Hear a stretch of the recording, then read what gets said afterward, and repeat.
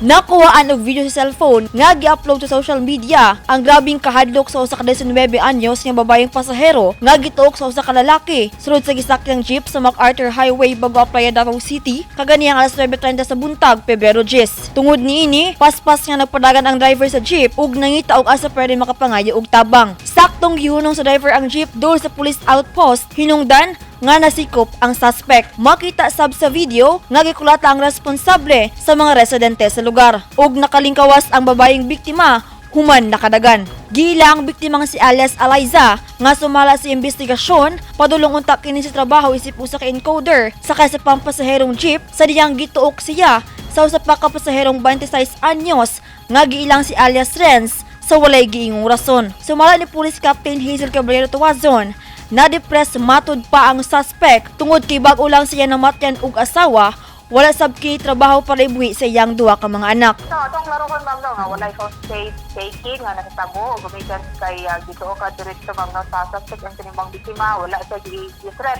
wala gi-hadlok nga patio ni mong biktima. Gikustudiya na sa Balyok Police Station 17 ng suspect Sado ug matubang sa kasong physical injury. Shiny Bulyaser, Newsline Philippines. Stay safe!